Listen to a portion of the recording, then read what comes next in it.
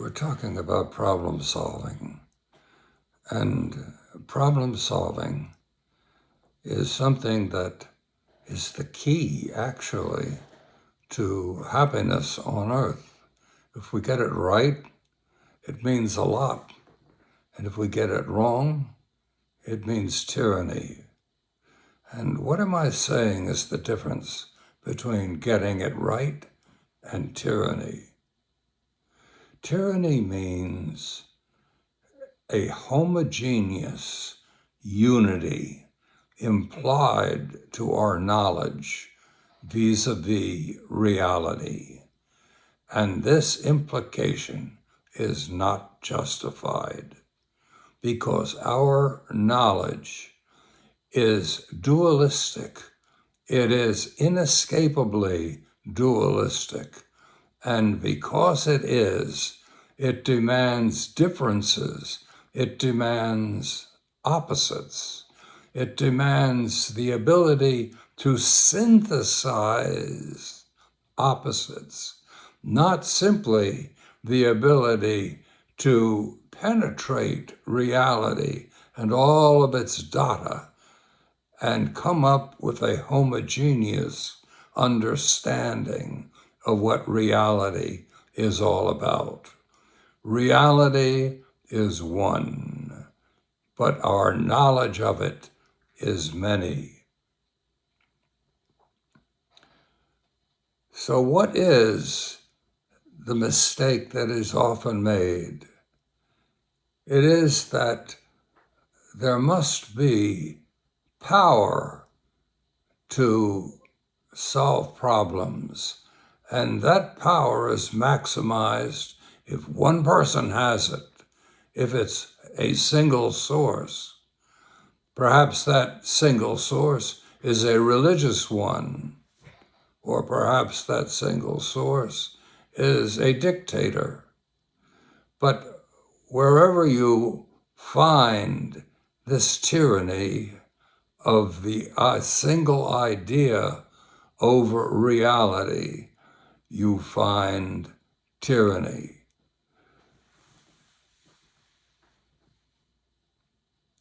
In the place of the single idea, there has got to be an ability, first of all, to deal with the data by which we know reality, deal with the facts by which we know reality, and correspond our understanding to the opposites that these data inevitably present to us. Wisdom, therefore, does demand power in the solution of problems, but that power can be falsified when the power thinks that a homogeneous answer is what is demanded. That power must reconcile itself to the fact that the understanding that it has of reality by its own concepts, its own assessment of what that reality is all about, is going to be necessarily a system or systems of opposites.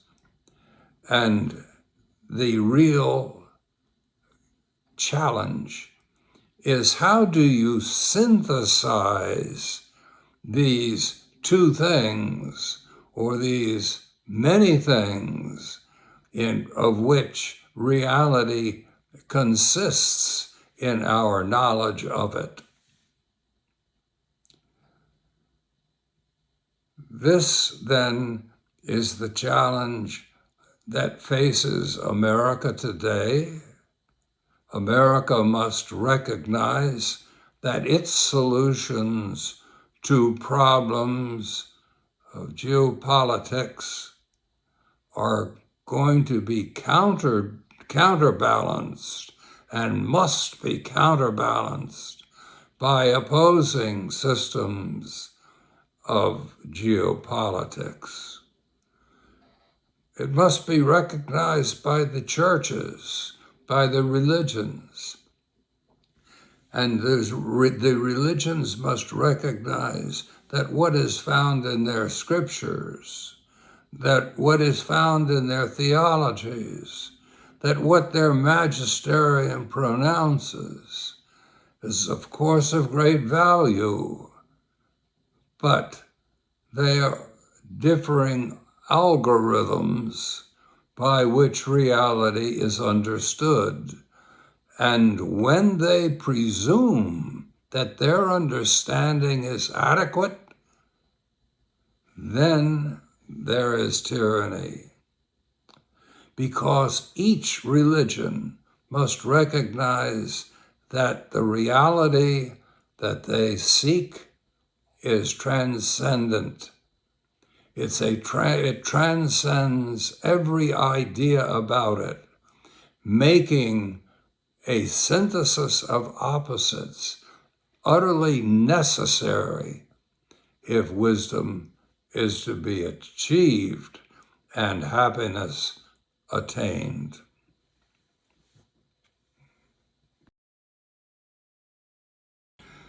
We live in a world of opposites. We're uncomfortably aware of that.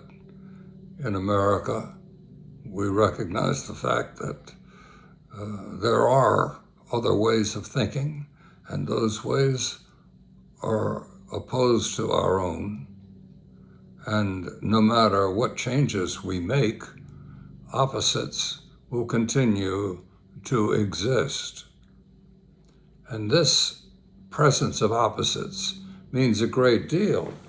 It means a great deal in terms of problem solving, because if we recognize the importance of opposites to valid problem solving, our lives can be happy. But if we don't recognize that and seek a homogeneous unity between data that really, in truth, does not exist, we have paved the way to tyranny. And it's not just in terms of nation building, of nation development, that this recognition of opposites, this recognition of problem solving and what it demands of us is important.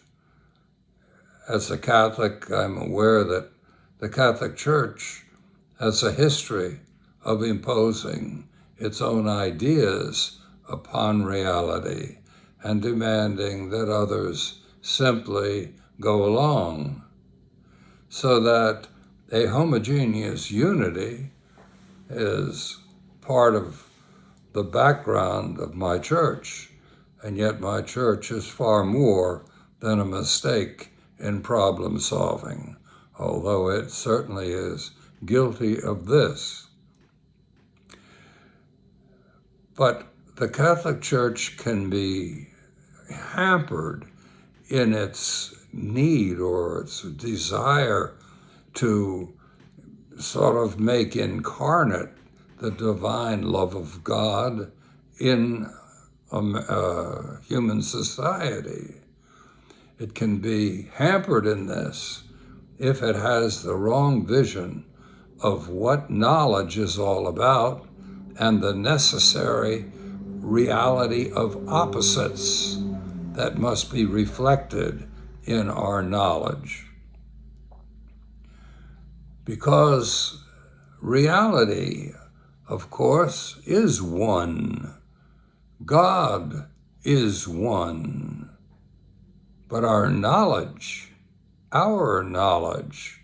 of this one God, our knowledge of this one reality is never and can never be adequately expressed by the one.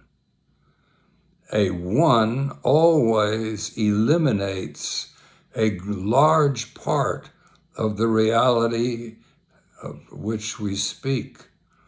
And so because of this, it is a tyranny when this false vision of reality becomes incarnate in our world.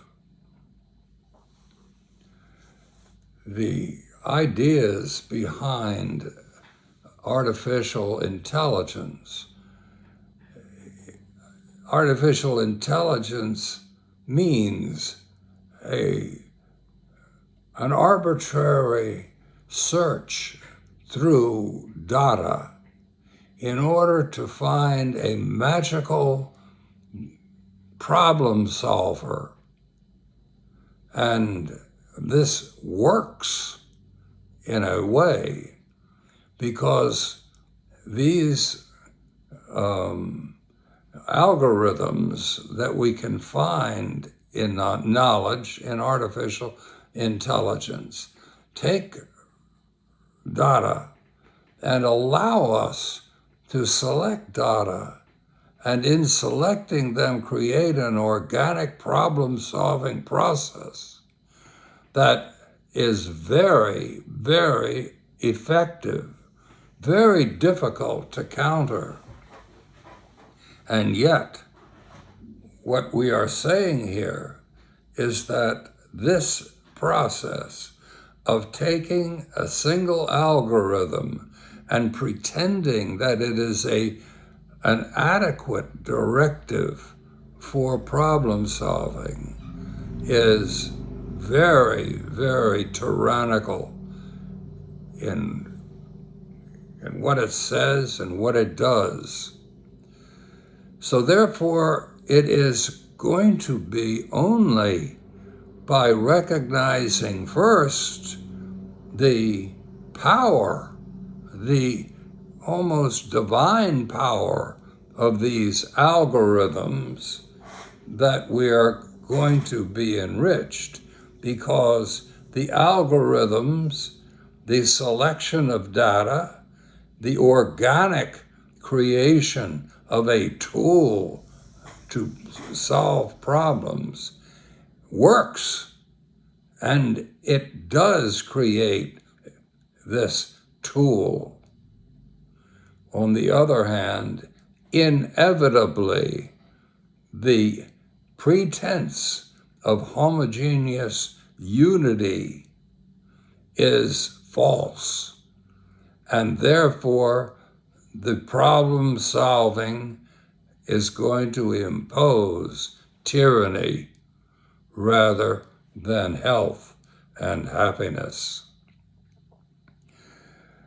The artificial intelligence, then, stands before us as needing the power of the individual to stand above the differing algorithms and not to select between them, but rather to synthesize them, to bring the differing algorithms together in a productive unity or synthesis, a synthesis in which the differences remain. How does a unity get created without destroying the differences? Well, look at a family, look at sexuality, man and woman coming together in a successful marriage, in a happy marriage.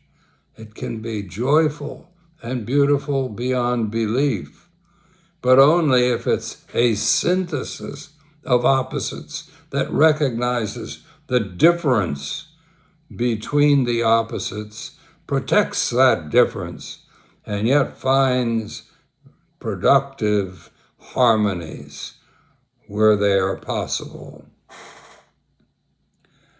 Therefore, what we're talking about here is something of great value. It is the ultimate safeguard against tyranny, and it is at the same time the ultimate guide towards health and happiness. It is, I repeat, synthesis of opposites rather than a false unity.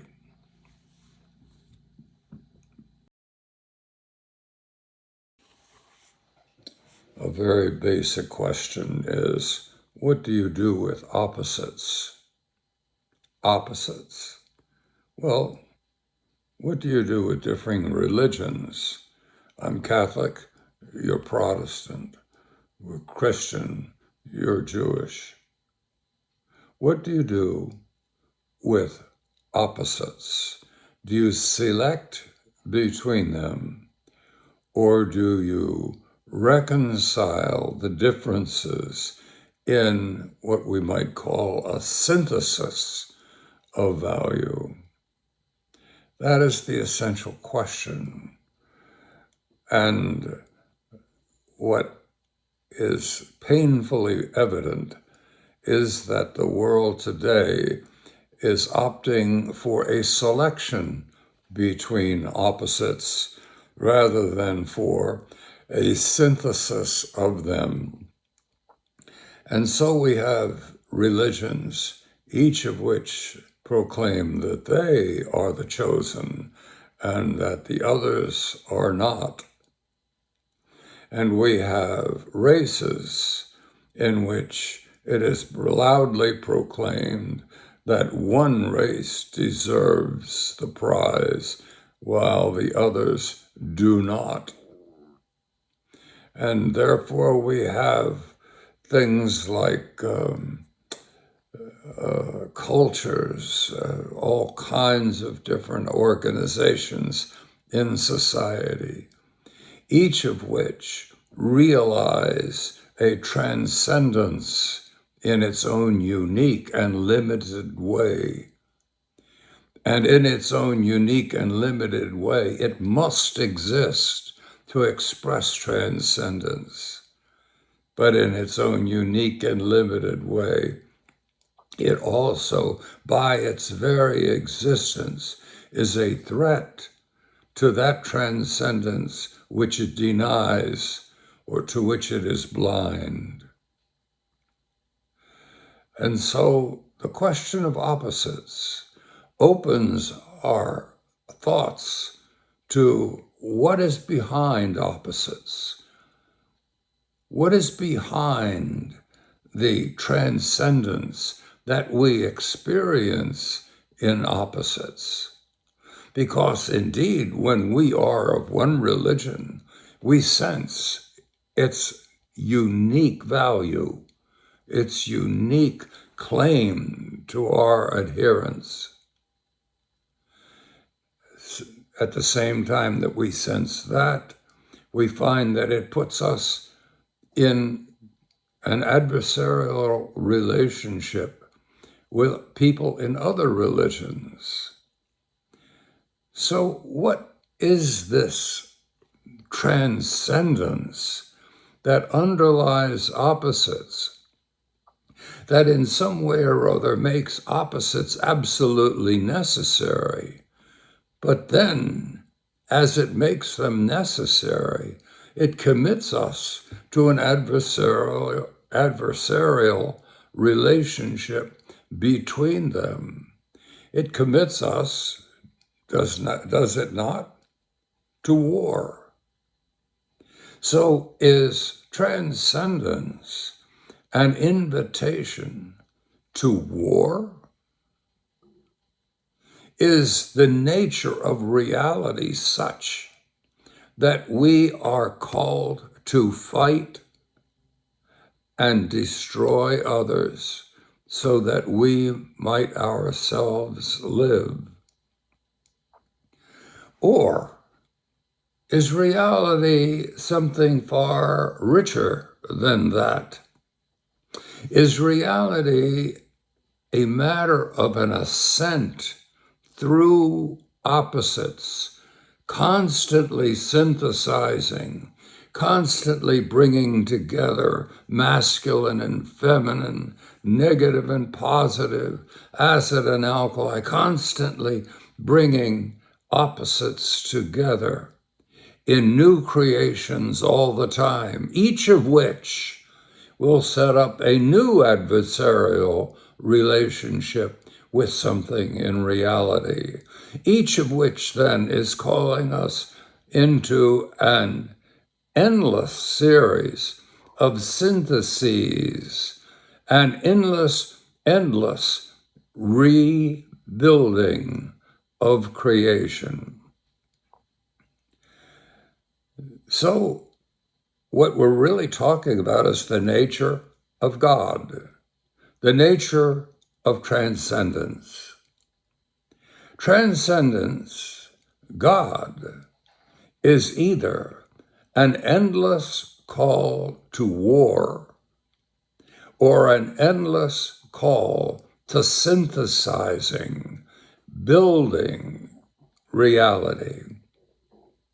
We are either called to a defensive effort to destroy everything that threatens our own understanding of the divine, or we are called to constantly expand our vision of the divine by synthesizing what we have with what someone else has. And so therefore, the unity continually grows and becomes richer. This is the essential issue that society must grapple with. If, as it is today, we are a world at war, we will never get beyond where we are. We will only destroy. If, on the other hand, we are involved in an effort to rebuild reality, to rebuild it in accord with a sensitivity to transcendental invitation, if we are called to image through our own creativity, the creativity of the divine, if we are called to image God in our own activities, then our relationship to opposites is going to be something far different from the paranoia which demands that we destroy others lest they destroy us. It will be a call to constantly seek syntheses, new creations with opposites.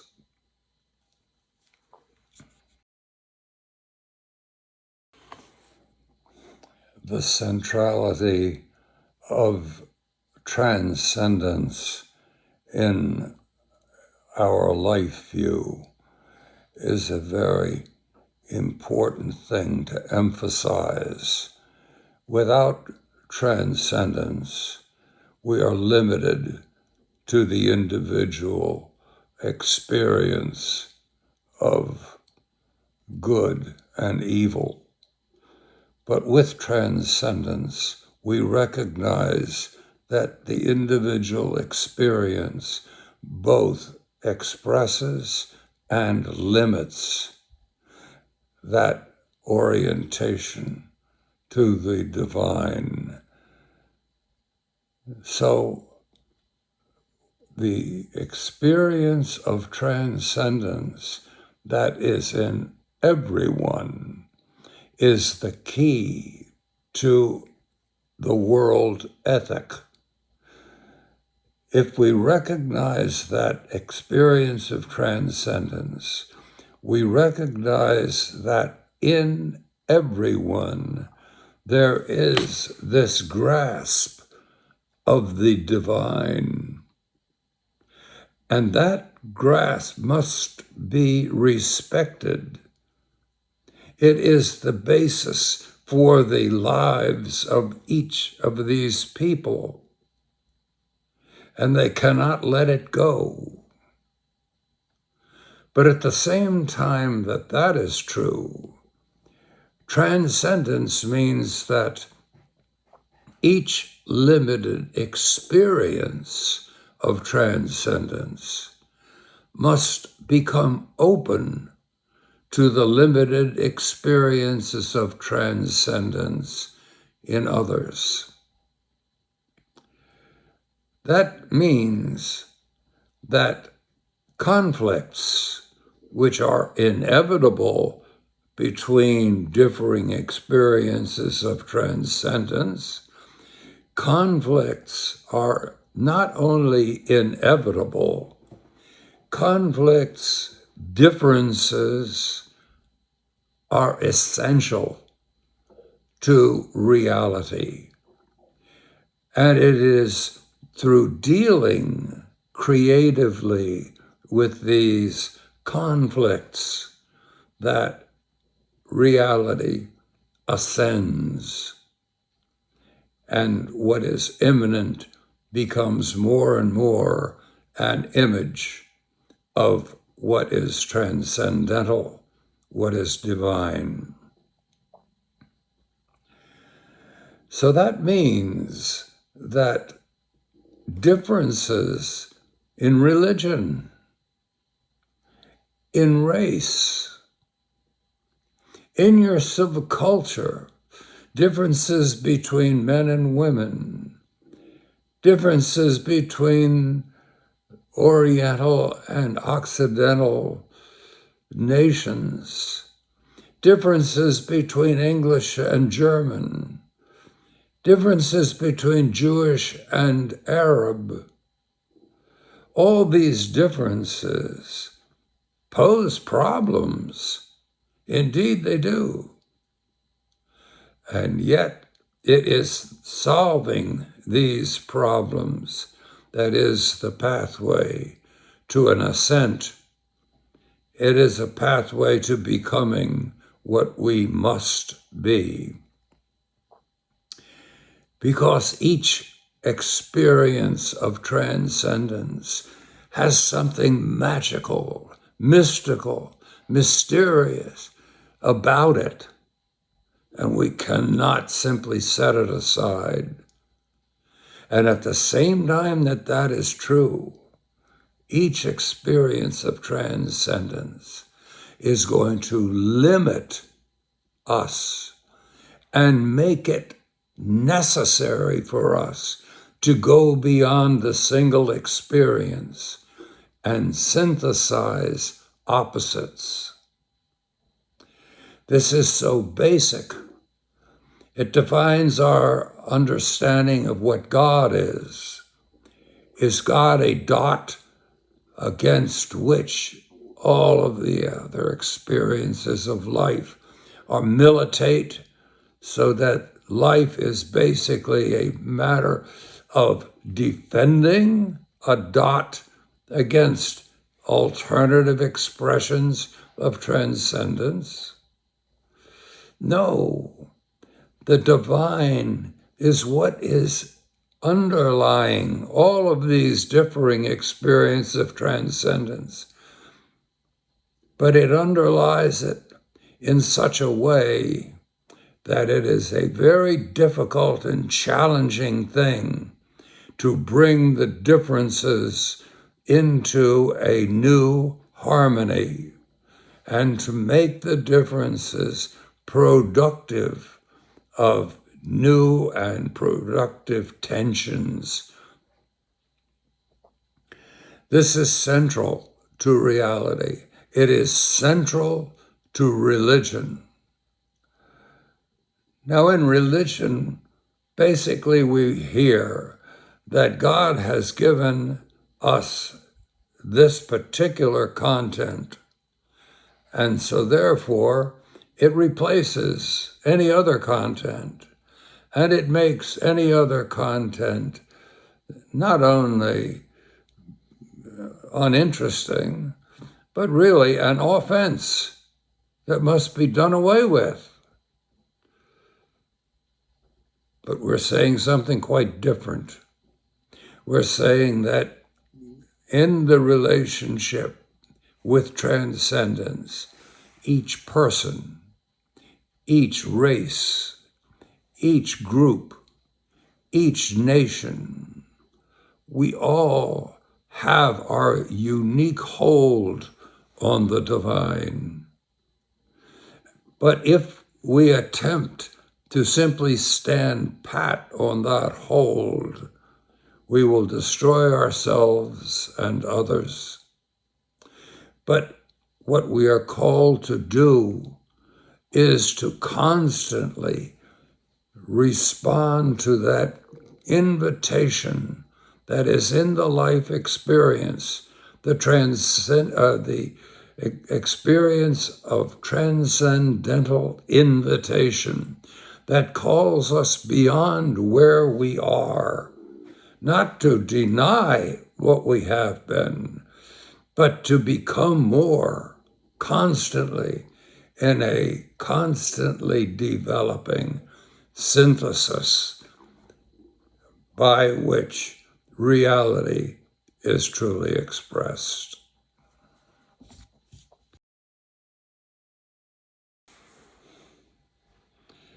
I'd like to think today with you about how religion and philosophy intersect. And they intersect for me in dialectics. Dialectics means that out of opposites comes, or can come, an assent. And that is what we will talk about right now. That out of opposites in religion, out of opposites in race, out of opposites in sex, out of opposites in anything, because they're all over, everywhere, out of opposites can come an assent. And what do we mean by an assent? We mean that instead of destroying reality, we build it. So dialectics, in a sense, is where religion and philosophy unite. Now, in religion, for example, I'm Catholic, and I believe various things according to my religion. And that means that I accept as true some of the things that my religion tells me is true. And this is very helpful in a way. But at the same time that it's helpful, it's also a problem. Because over the course of time, some of these ideas about what must be done, about what must be the reality, do change. For example, the birth control issue is one of these, and for quite a long time it was just taken for granted by Catholics that birth control was wrong. And then 60 years ago or so, there was quite a movement in opposition to that. And many Catholics began to think, well, there's a dialectic here. The old vision of birth control focused upon the need to be open to procreation, because that was giving a depth dimension to this thing that you don't want to deny. And yet, 60 years ago, many Catholics began to be aware that there was a depth dimension of love that was being denied by the old practice that made birth control unacceptable to Catholics. so that a differing orientation to morality, a changing orientation to reality, which did not destroy the past, but added to it elements that had to be somehow integrated and then set out a need for rethinking, for a new synthesis that would embrace the old, yet embrace the new in a way that would be helpful to all. There's the same kind of need to accept differences in race. Differences in race at one time suggested that certain races would be master races, other races would be looked upon as inferior. But in time, the error of this vision, the immorality of this vision, which would overlook the beauties of races while coming to a facile kind of evaluation of these races.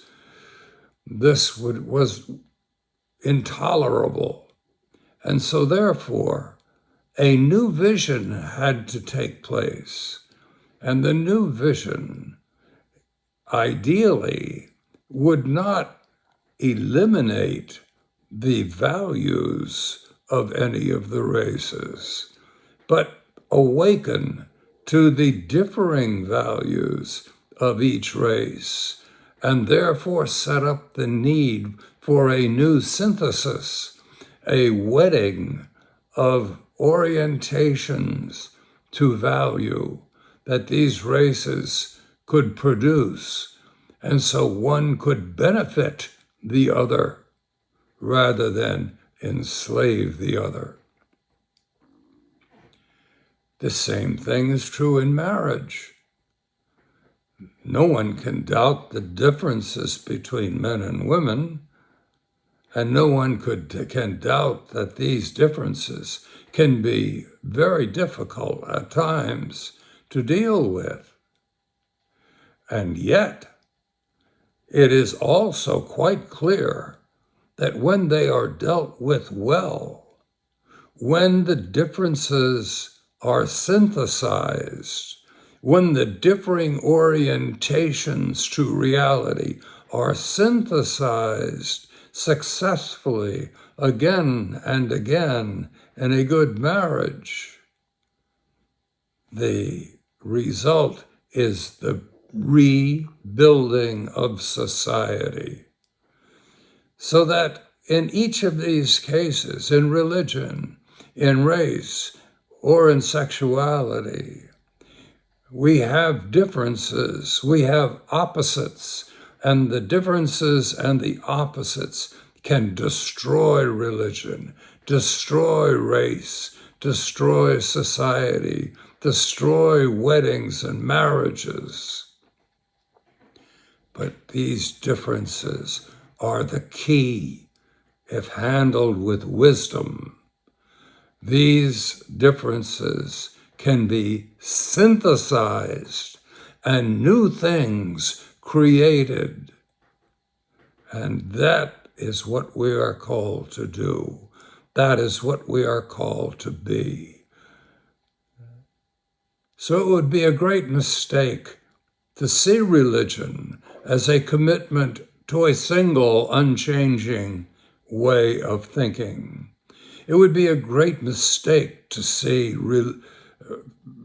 zero-sum games between races as defining race relationships. It would be a great mistake to see man and woman locked in a fierce struggle to control the other and think that that is the definition of the human experience. Because when it is the definition of the human experience, there is destruction.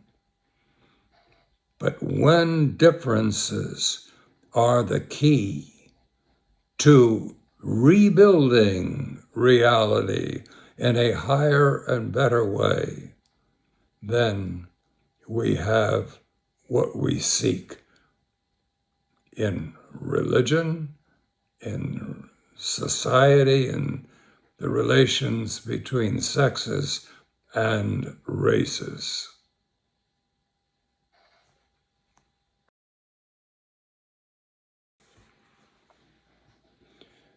Jean-Dominique Crossan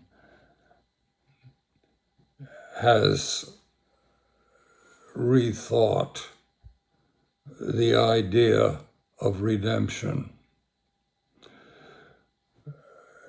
And this rethinking is encapsulated in the tension between ascension and resurrection.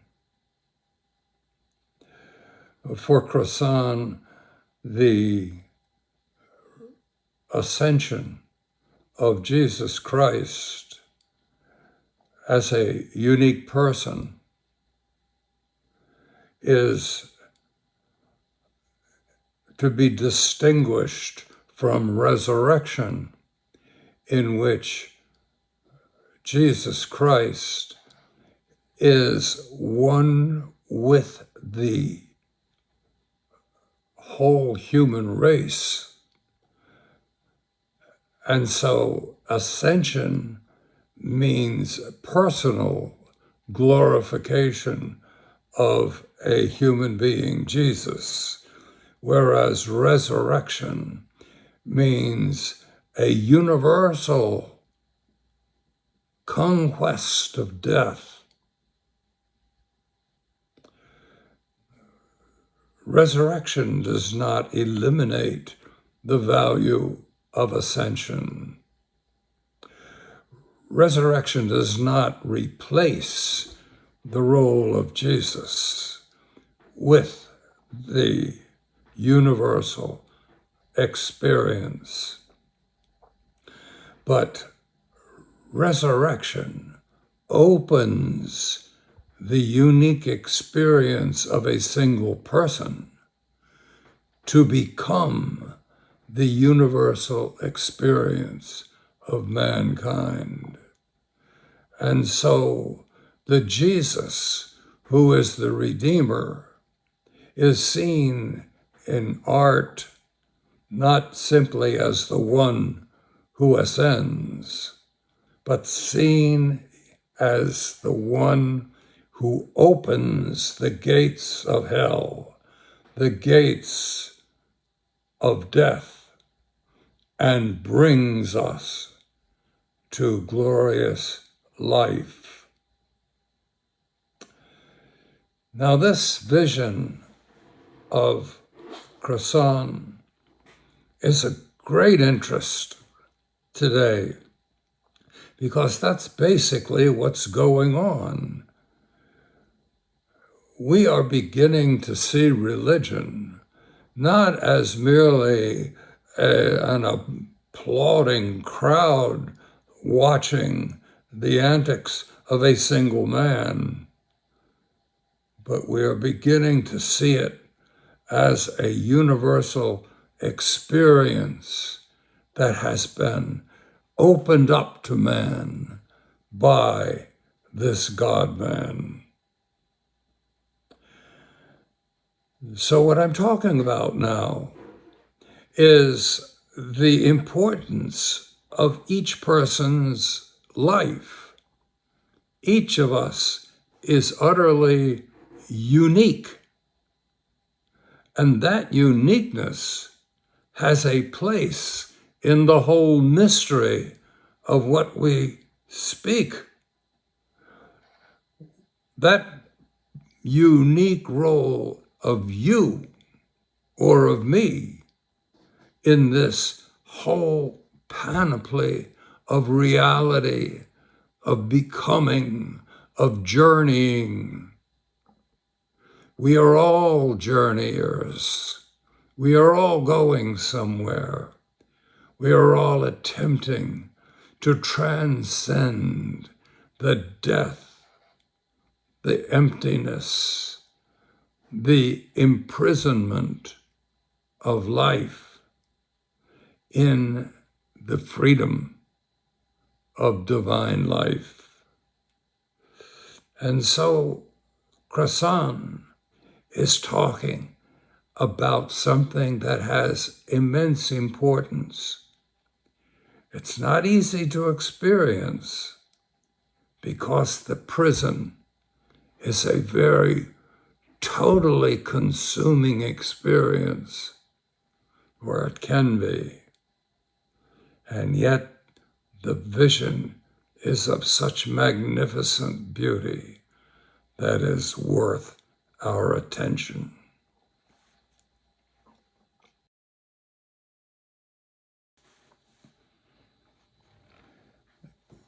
The last half of the 18th century and the first half of the 19th century were terribly important years because of what was happening in German and Austrian thought.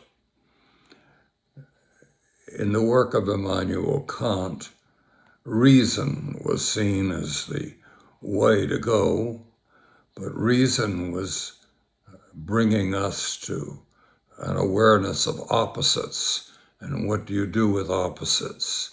And by the middle of the 19th century, the work of Friedrich Schelling had begun to see reality not merely in terms of facts about it achieved by reasoning, but also as an experience of it, an identification with it that is achieved by another kind of knowing, so that the difference between epistemologies at the beginning of this period and the end of this period was something quite important. We had, through the work of Schelling and in particular, we were beginning to become aware of a kind of knowing that is not simply a sense of reality that can be measured, but some way of knowing by which we involve ourselves in its becoming, that our becoming becomes a vehicle for knowing the becoming of someone else, of something else, of reality itself. Now, this has a lot to do with art, because if art is merely a reflection of a reality known by facts, it is kind of a subjective flowering of these ideas, the facts that have been established by research. But if, on the other hand, reality is an ascent through opposites, through not only knowing about opposites, but experiencing opposites, then art is going to be something else. And this something else was expressed very graphically by Franz Schubert, because up until the year 1822, Schubert's art was an expression of a reality known by facts, and these facts could be gleaned from religious faith. But after 1822, Schubert's art had to be something else. If it was going to be at all true to what he had done before 1822, then it was going to have to somehow or other justify the beauty that was expressed there. But if he's going to express that beauty, he was also called to enter into the experience of the negative. He had to descend as well as ascend. In fact, the validity of his ascent would be a function of the validity of his descent. And so therefore, there's a big difference between the Sixth Symphony of Schubert, in which there is a joyful anticipation of transcendence. That is distinct. That is different from the Eighth Symphony, and indeed a little bit different from the Seventh Symphony, in which the only way to that transcendental joy is by entering into the descent.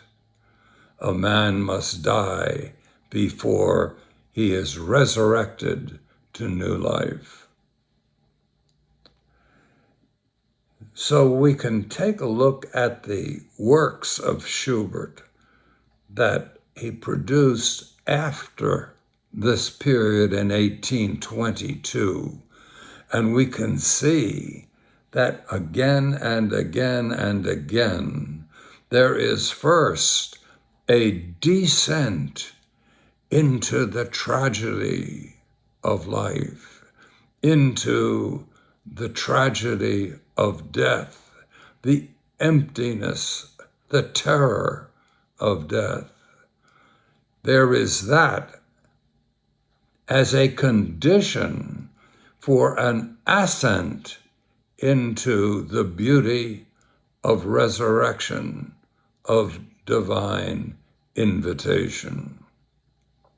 For example, there is the piano trio, Deutsch 929, in which the agony of the wanderer is the condition for his great joy, the first two movements conditioning the joy of the last two. The same thing is true in the piano sonata, one of the first and the second of the posthumous piano sonatas. It's true in the piano sonata in D major, and it's true in the Wanderer Fantasy. Again and again in the works of Schubert, in the post-1822 works of Schubert, there is this entrance into a deep descent into terror and agony. But this is not the end. It is the condition for an ascent that has a validity that has been recognized again and again. That ascent is an experience of divine invitation.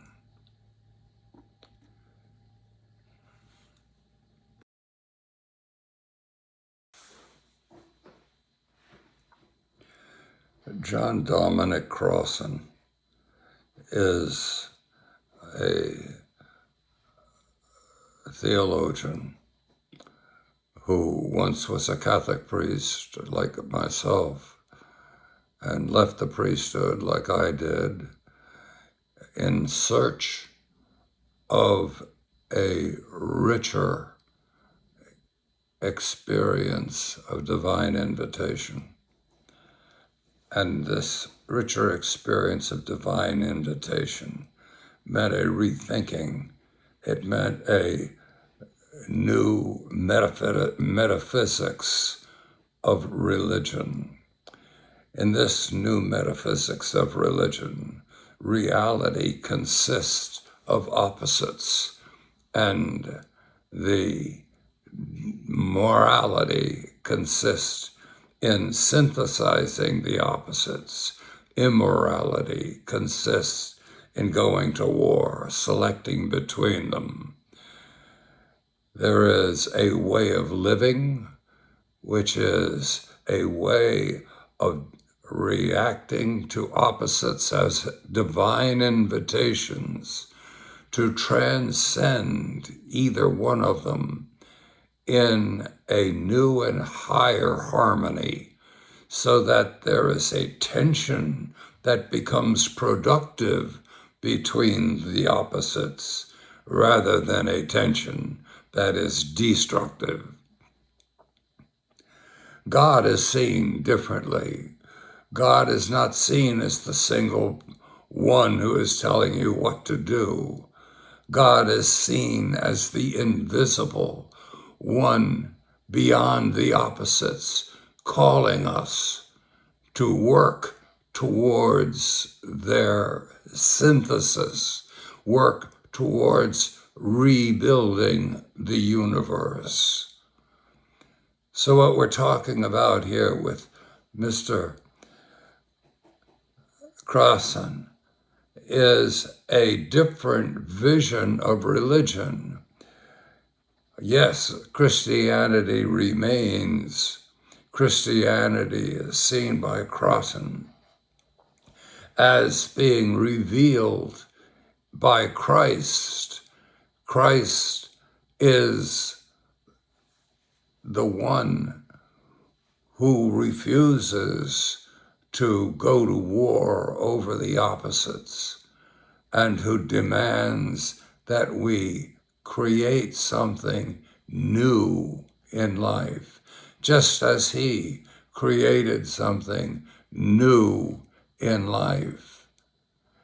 Each of us are challenged to do that.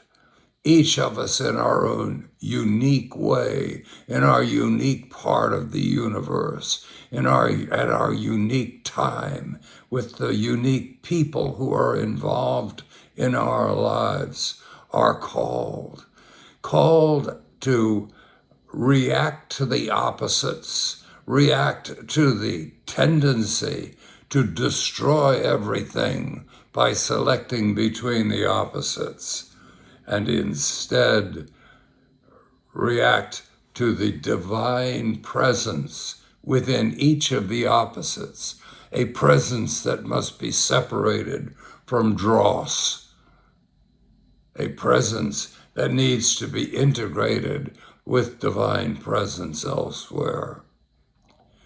And so this basically is the new metaphysics, as I see it, that Mr. Crossan embraces.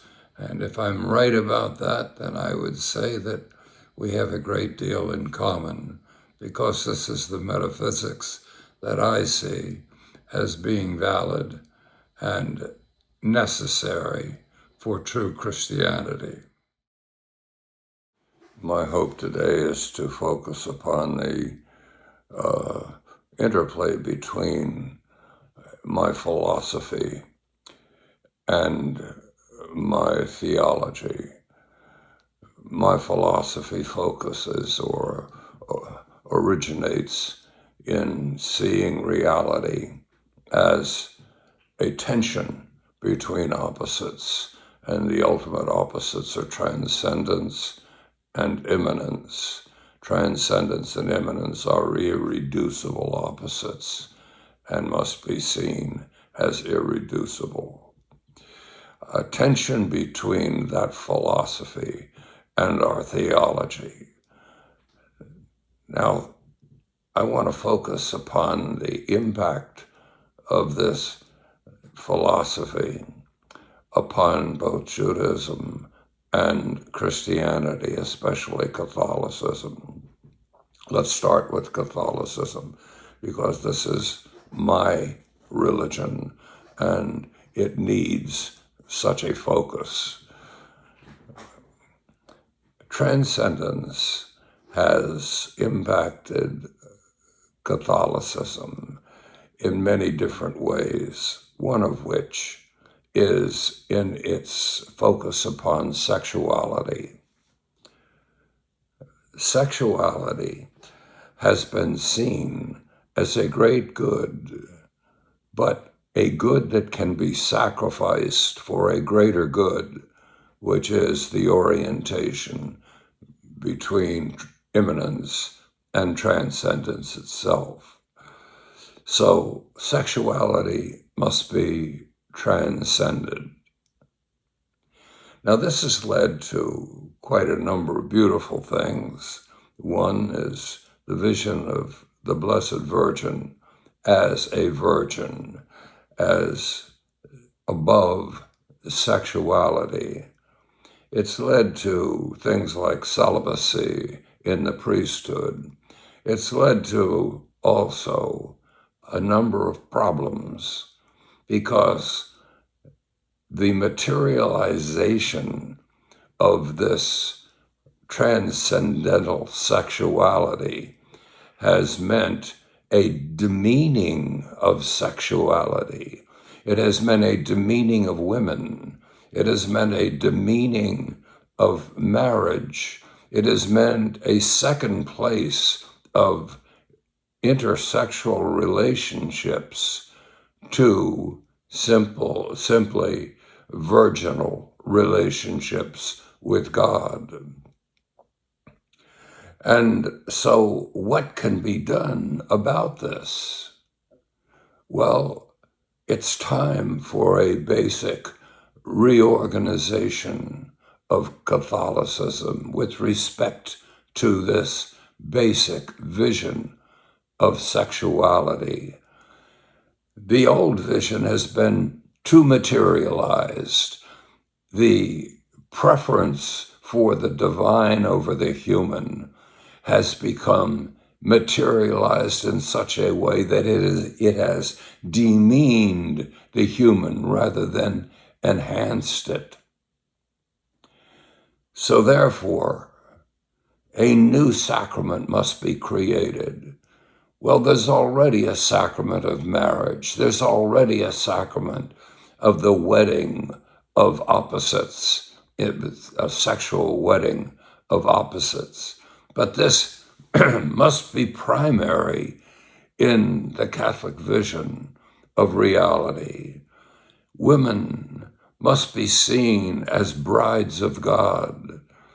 Men must be seen as lovers of these brides, of enhancement of their lives, protectors of them, creators of new and more wonderful expressions of this interrelationship between opposites that is true in sexuality.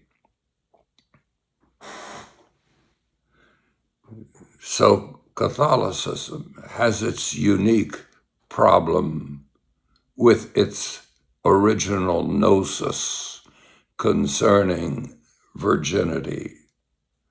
And it has a solution at hand, but it's going to demand a great deal of change in how Catholics live their lives and in what they understand as their relationship with God. Judaism has its problems. Judaism has had its original gnosis in terms of its chosenness, its chosenness among the nations. And indeed it has been chosen, and that chosenness has made it a unique recipient of the divine love, a unique expression of divine love for the world. It has a role to play in world development. But the materialization of this chosenness has led to wreckage in society. It has led to the genocidal destruction of the Palestinian people.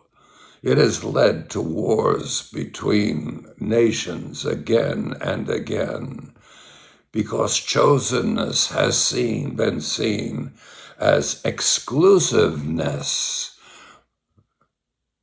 What is the alternative?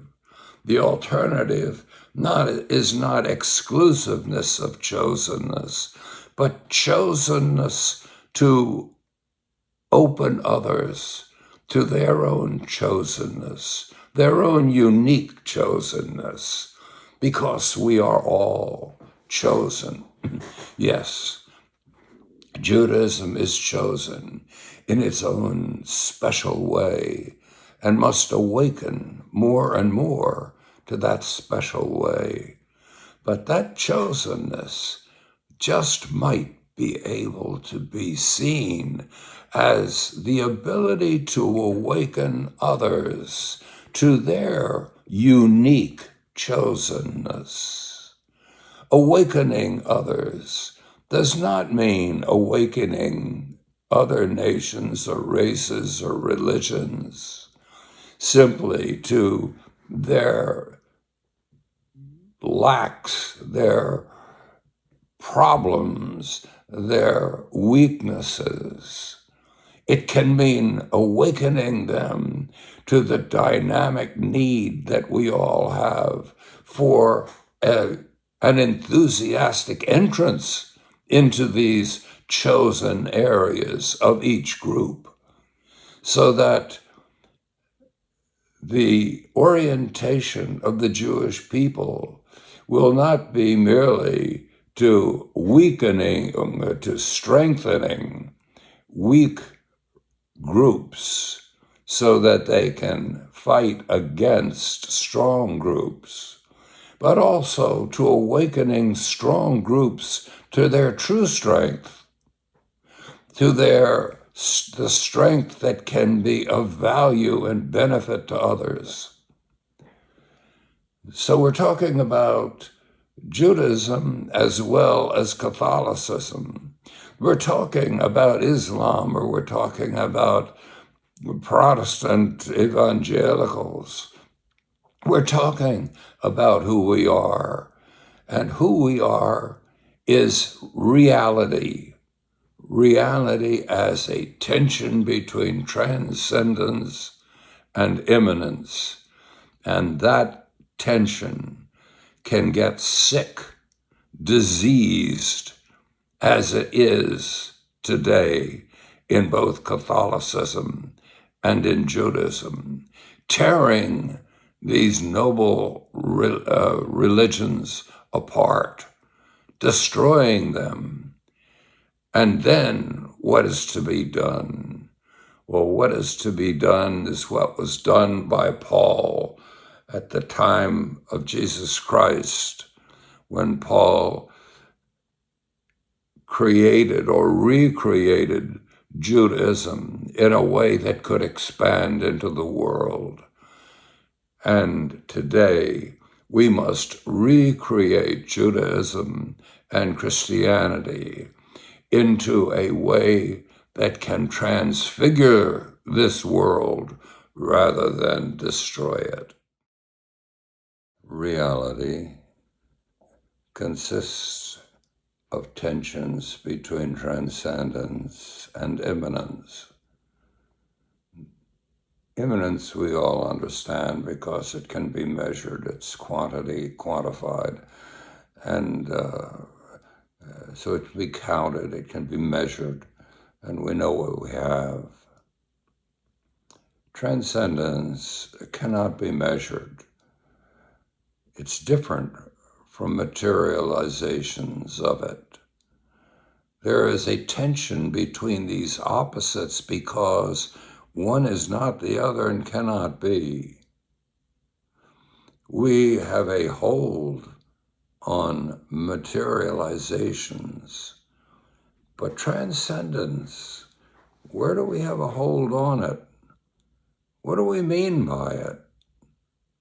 Well, every individual human being knows what they mean by it. I know what I mean by transcendence. It's what I want. It's something that I desire. It drives me to become something, to do what I'm not doing, to be what I ought to be. Well, where do we find it in society? We find it in only one place. We find it in the individual. The individual has this sense of transcendence. You have it, and I have it. And as long as it is free, as long as we have the power to follow that transcends, then things can be very healthy and good. But when transcendence is suppressed, as it has been in America by the Supreme Court, and the individual made subservient to the corporation, then society is damned, and our America is being destroyed and will end up destroyed. Transcendence demands protection of the individual, and that individual must be set in place as the determiner of society, as his ability to create health is dependent upon that experience he has or she has of transcendence. So that every materialization of transcendence, which is normal and necessary in society, can be judged, evaluated, changed, reformed in terms of this sense of transcendence that only the individual has. This has been the great insight of America. And although we have lost the insight, sold it down the river, exchanged it for the dictatorship of the group, the power group, although that has been done, there is still left the ability to reform, and reform is necessary. America must once again make supreme in its national way of going, way of problem solving, make supreme the power of the individual and its relationship to the power group, the corporation. About 600 years before Christ, Zoroastrianism was perhaps the first monotheistic religion, a religion with one God, and Ahura Mazda was that one God, the Lord of all things. And the reason this is of importance is because Judaism, Christianity, and Islam all flow from this Zoroastrian religion. Now, this Ahura Mazda was both masculine and feminine. Both were partners, not opposites, in this higher world. But in the higher world of Ahura Mazda, there was a tension between it and a lower world in which the masculine and the feminine were not so much partners as opposites, opposites that warred against one another and must be reconciled. And so this Zoroastrian religion had a great deal to do with the reconciliation of opposites, the reconciliation especially of the masculine powers of structuring reality and the feminine powers of giving the spirit of life and light that must be then structured by the masculine. So these two needed each other and yet were at war. And in this lower world, the effects of that world make things at times very difficult. And they have made it very difficult for the religions that followed Zoroastrianism. For example, in Christianity, we have a tension between the masculine and the feminine has been reduced in its stature and been made subservient to the masculine. And in a sense, it is this absence of the feminine which is crying out for redemption, and it is the return of the feminine to its proper role as spouse, as bride of the masculine that is needed. That is the overall vision of Christian history. So this, at times, there has been within Christianity, especially in the treatment of the Virgin Mother of God, of Jesus, there has been a recognition, a partial recognition of the importance of this feminine reality. And yet it has been in the depreciation of the feminine that there has been these failures of Christianity. For example, the Inquisition, or for example, the pedophilia problem in the Catholic Church today, in which you have a exploitation. The structures are there, but flowing through those structures is not what is needed. The feminine divine is missing. In Judaism, there's something similar. There has been a depreciation of the feminine. The first temple Judaism was filled with the stories of the great lady and the importance of the great lady, the divine feminine wisdom. And Second Temple Judaism has gone to great lengths to eradicate all the influence of this great lady and even her existence. And today we see in horrors like Gaza the effects of what this elimination of the feminine, of the partnership between feminine and masculine, has meant to Judaism. Judaism in the Old Testament.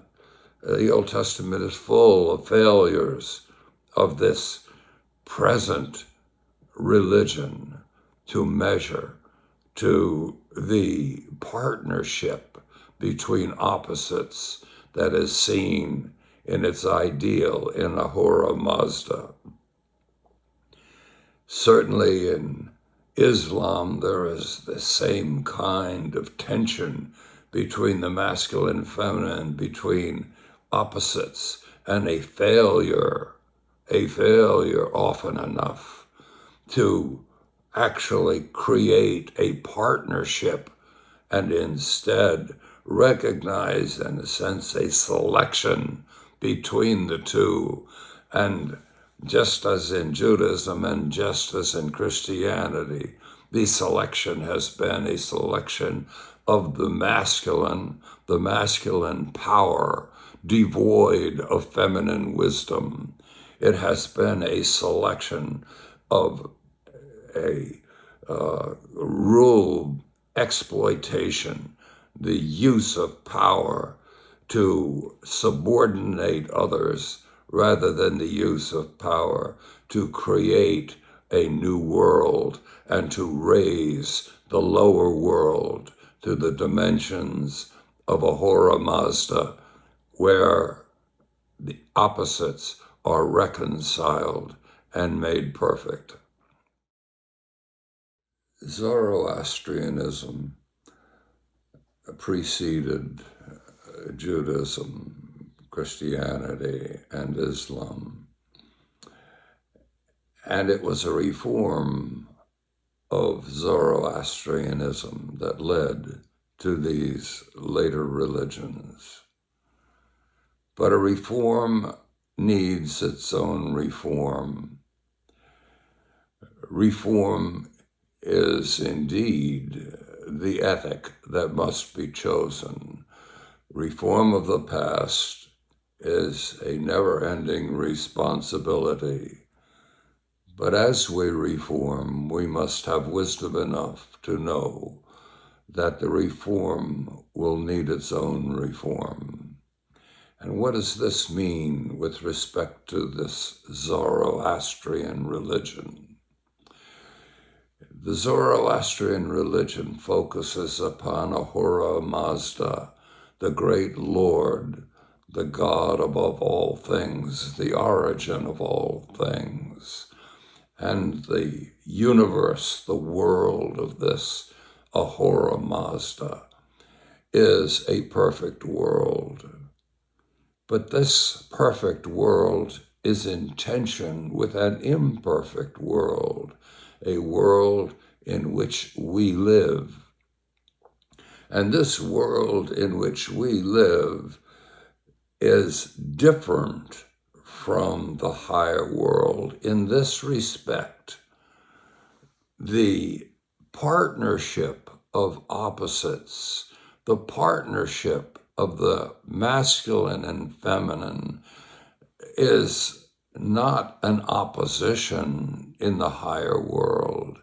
It is creative. It is all that needs to be, all that should be. But in the lower world, the opposites are at war with one another. In the lower world, there is a civil war going on, and that civil war has to do with how the opposites relate to one another. They tend to destroy one another, and without wisdom, they do destroy one another. But with the wisdom of Ahura Mazda, who does not surrender his relationship to the lower world, it's due to Ahura Mazda that partnership can be reconstructed out of opposition. So basically, this is the nature of history. It is the nature of Judaism, of Christianity, and of Islam. Not simply to reform Ahura Mazda's vision of reality. It is their function to enrich that vision, and Judaism does that by enriching the nature of this chosen people that has been created, chosen by Ahura Mazda. And Christianity does it by recognizing the continuing relationship between Ahura Mazda, the leadership by Ahura Mazda of the lower world in its task of reconciling opposites. And in Islam, there is this recognition of the immensity of Ahura Mazda. It's the immensity of the one over the many, the opposites in the lower world. And so there are these differing perfections in the Zoroastrian vision that we have in Christianity and in Judaism and in Islam. But at the same time, there have been distortions of what was there once and what is no longer there. And primary in what is no longer there is the fact that this partnership between opposites that give both a structure to reality and the essence of reality, the life of reality, the light of reality, this presence of masculine and feminine reality in a partnership has been often enough destroyed, and the feminine has been exploited by the masculine. So therefore, it is kind of the responsibility now of these religions to face the need for reforming their reform. There is the need to recognize what has been distorted and what is now creating its own problems in each of these religions. And basic to the reform is going to be the overriding vision that was there in Zoroastrianism, that overriding vision of the coexistence of Ahura Mazda, the perfect Lord of all, in whom opposites are one.